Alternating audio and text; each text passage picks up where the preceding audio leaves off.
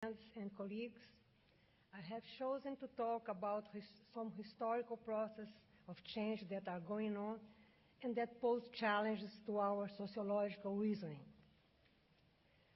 Well, once again, we get together to take stock of our discipline, to look together at the pressing issues of the present and to set new research agendas.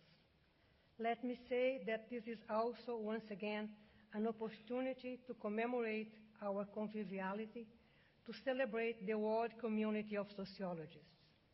It's time to praise ISA, the organization that 61 years ago, a small group of sociologists embraced with great hopes and that has become a truly global community of scholars, carrying out a large agenda of activities and a clear sense of professional mission. The theme of the Congress, Sociology on the Move, may need explanation for outsiders, but certainly not for us, not for sociologists. We know that our discipline has always searched inspiration in historical processes and events. We know that what moved our classics was the urge to make sense of the big changes of their time, confronting past and present ways of living together. They contribute to decode the great historical moves in process, framing understandings of the present and pointing to trends shaping the future.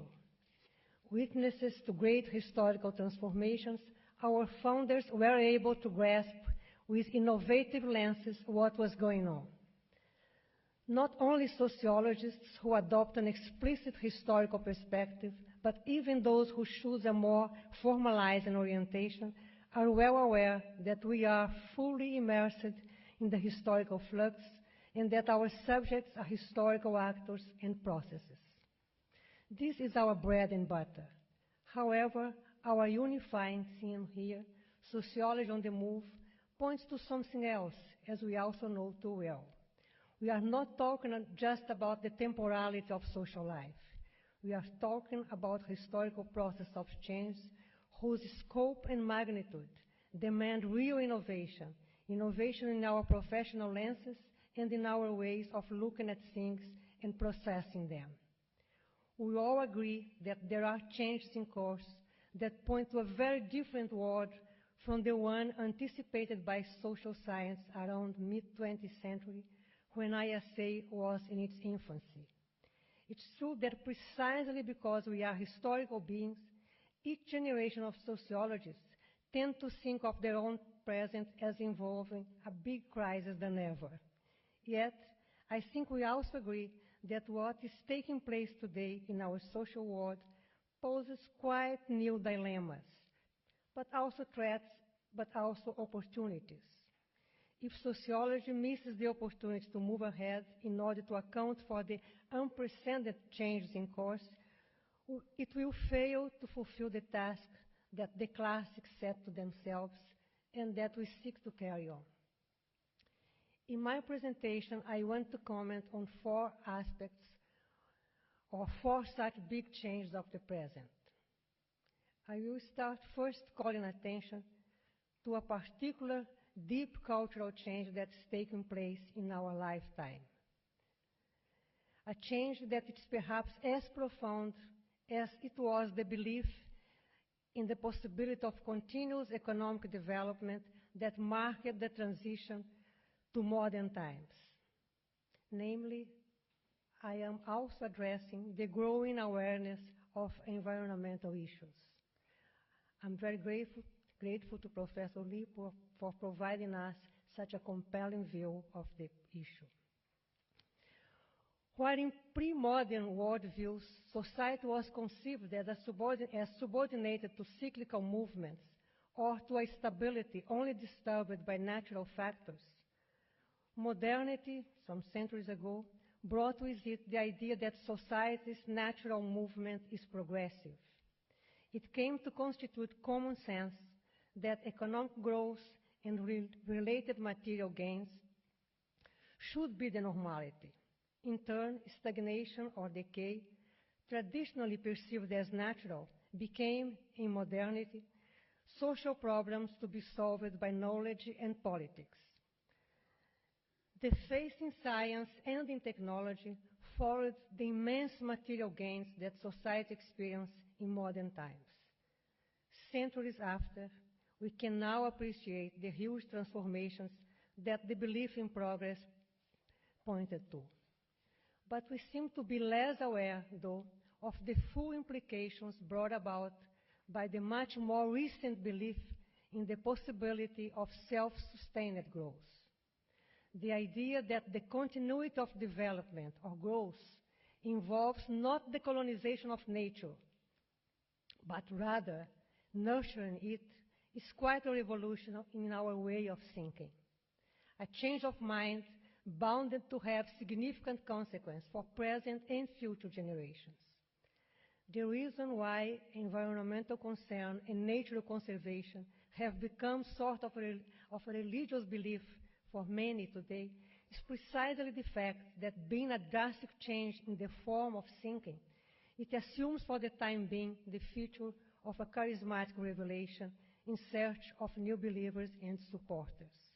Yet, with any cultural change of such proportions, of course, the mix of idealism and of pragmatism is what sets the move ahead. The cultural transformation in course reminds us of another great transformation, the one referred to by Karl Polanyi.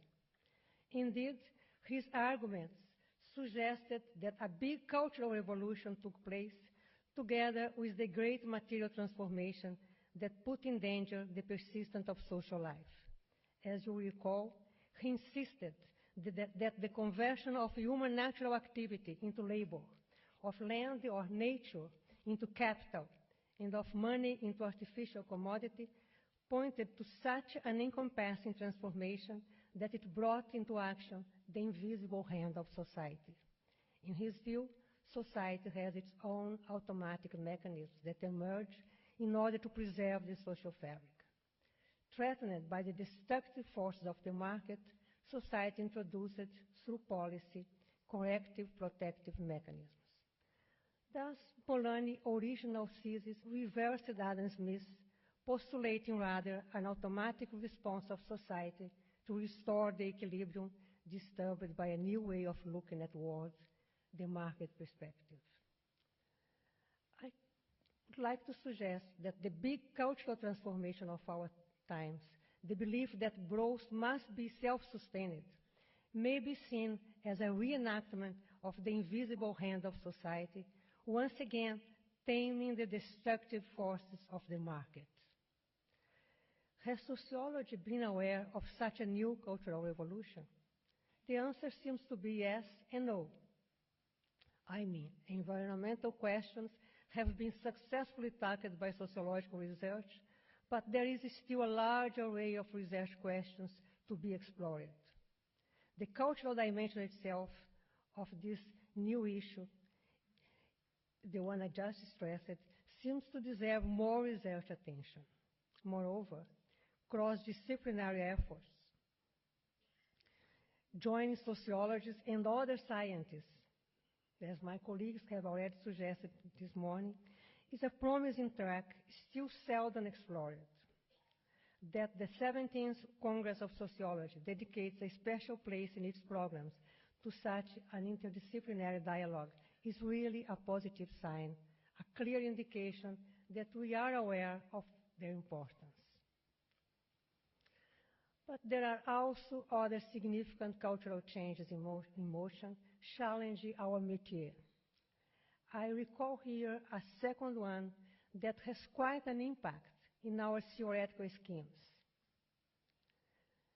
I refer here to the way we conceive today of the basic forms of organization that society counts on.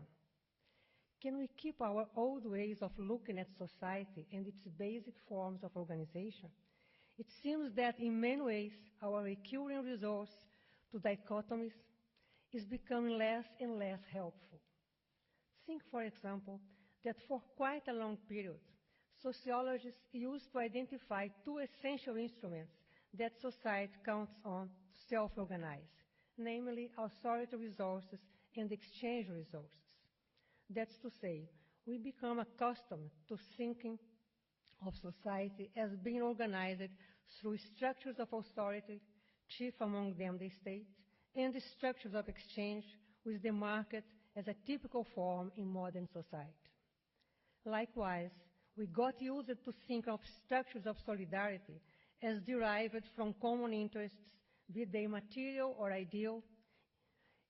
In other words, we learned to think of society as clusters of material and ideal interests that counted on resources of authority and on shared interests in order to self-organize and in order to attain common goals.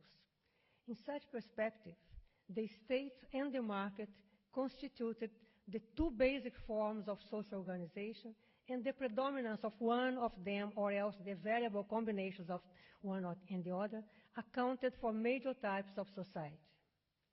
Today, instead, here and there, we observe that representations of social organization resorting to three, not two, basic forms of organization are becoming the pattern. Reference to the three-element schemes, to the triad authority, market, and solidarity, or to civil society as a third source of organization, are quite common nowadays. Sure, we know that it's not possible to take a one-sided view, that our analytical schemes reflect but also promote the cultural change in course. But what is clear is that one way or the other, changed perceptions have consequences for society and for the way sociology grasps its objects. We see, for example, that the resurgence of the concept of civil society in recent decades calls attention to repertoires of action that were not satisfactorily contemplated by the old image of society, counting either with either market or state resources. As if the compulsion of authority and the calculated interests of market proved themselves insufficient, again, the invisible hand of society showed itself to set solidarity as a valid resource as well. Reference to a third way in public life became trivial, as well as partnership between civil society organizations and state actors. Moreover, we observe that responsibilities usually considered responsibilities of the state are now associated with market as well. I think here mainly of the notion of corporate social responsibility that has become a positive value in the business world. At the same time, state authorities feel compelled to embrace practices and ideologies typical of firms. For example, the new public management ideology, where states incorporate the value of efficient, traditionally a market requirement. So this move from a dual to a triadic perception of types of organizational resource, plus the borrowing of characteristics between state and market, are clear illustrations of change process that put demand for theoretical innovation, forcing sociology to move on. Well, the third process, the third historical process I want to comment here, involves a topic already addressed this morning as well, the transformations of nation states affected by sub- and supranational new features, transformations that constitute yet other challenging issues sociology now confronts. Even if widely mentioned, it seems that we have not fully appreciated the impact of current transformations nation-states experience. Let us recall that through a process that lasted over 2 centuries, and I'm thinking here of the work of Norbert Elias or Louis Dumont, but over 2 centuries, the construction of the nation-states ended up successfully promoting the ideological fusion of authority and solidarity. The long-term process that ended up conferring sort of a natural status to the nation-state merged into one same thing, obedience to and the spontaneous compliance with the authority of the state. Such fusion between authority and solidarity was the basis, the ideological basis upon which modern citizenship was built. One of the major consequences of this successful fusion was to convert loyalty to the nation-state into sort of a natural identity people counted on. Actually, the successful construction of the nation-state was such that even sociological definitions of both nation and state mixed together one and the other. Here lies the source of the sociological conflation between society and nation-states, what has now appropriately criticized as methodological nationalism, the assumption that the national borders are the natural controls of societies, is one of the signs that sociology is reviewing itself in order to be able to account for historical changes in motion. Beyond the methodological dimension, the new or the restored salience of multiple sources of identity and solidarity that cross subnational and supranational ecologies uncovers the ideological basis of nationalism as featured by the European Modernity project. The results of such development may even lead to the revival of nationalism here and there, but where it happens, it is still an expression of the contemporary moves that put into question old established visions of modernity. Not less significant have been the changes involving the authority side of the nation-state.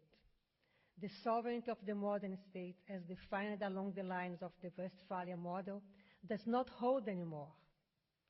We also heard about that in Castell's exposition this morning.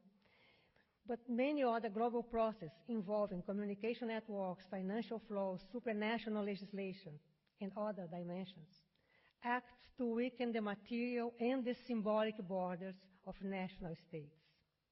We then realize that authority structures have changed considerably and that our analytical resources must be redesigned to account for the new realities of power. In some sense, it's true that the authority of the state has been weakened lately as global networks of all sorts expand and unconventional wars persist. However, it's also true that national states are still the legitimate actors that are called to action in the effort to settle new agreements, be they political, financial, or commercial.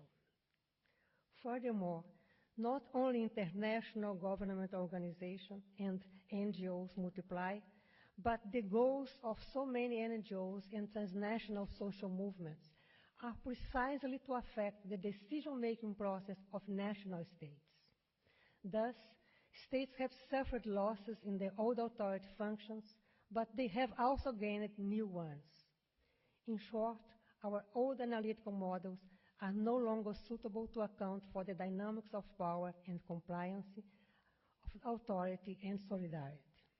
And while sociology is moving fast to keep track with history, the road to social relevance keeps moving ahead. There is a fourth change demanding new sociological moves that I want to recall here, one that is also part of the profound cultural transformations that the global world faces today. I have in mind now the widely referred question of the resurgence of difference as a central value. This can be tackled from many angles, and several of the angles will be explored in one of our plenary themes this week, the one on worlds of difference. Here, in my brief attempt to map out some of the changes that challenge sociology to walk into new roads, I want to stress the historical cultural novelty that constitutes the coexistence of both equality and difference as opposites to inequality.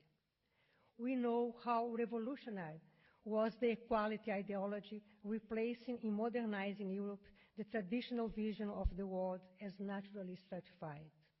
We also know that sociology was an offspring of this culture as a reflection about the changes in course at the time. In its sweeping movement, the equality value gained the world. It inspired national independence movement, demands for citizenship, and redistributive policies all over. Of course, equality still plays a crucial role in justifying social justice.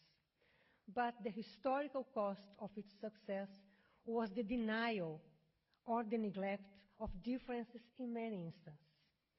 Thus, as I just recalled commenting on the nation-state, the equality of core nationals vis-à-vis the state suppressed long-established identities. To be equal, people could not be thought of as different among themselves. In the context of the European modernization project, this was a very long-term move, one movement whose turmoil we seldom realize. In more recent research, when we look, for example, at the decolonization process, the artificiality of equality as the opposite of difference become often tragically visible. In what respects our own province, sociological theory, the suppression of difference, considered to be antithetic to equality, had serious consequences. Thus, for example, only in recent decades, we came to admit that there are different models of modernity, that modernization is not necessarily the single path that generations of sociologists sustained. The cultural change we experience today suggests us that instead of repressing equality, difference can be a necessary, while not sufficient, condition for it.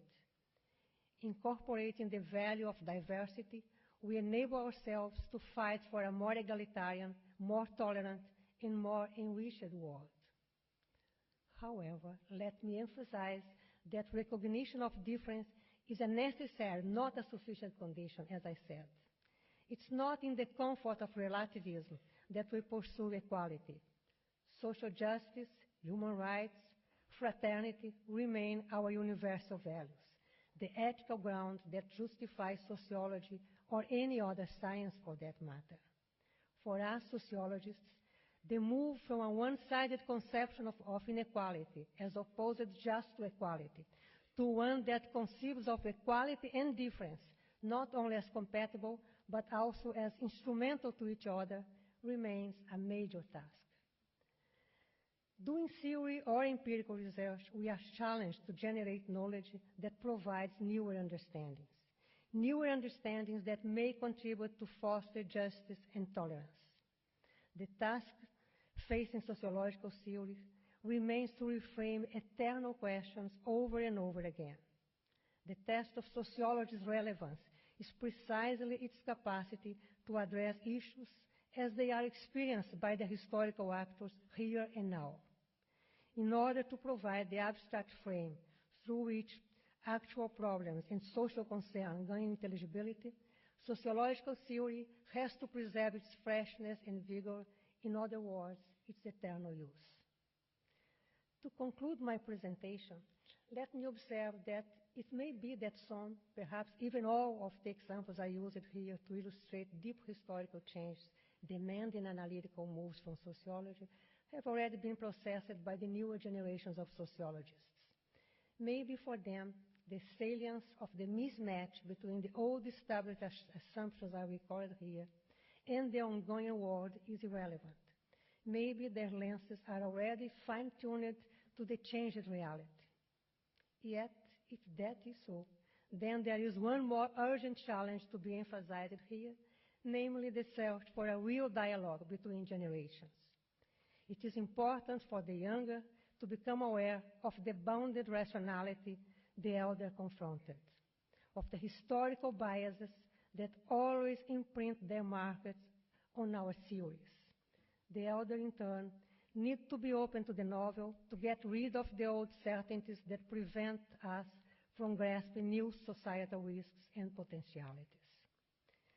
Speaking about dialogues, we have this week a privileged occasion to practice it across other boundaries as well.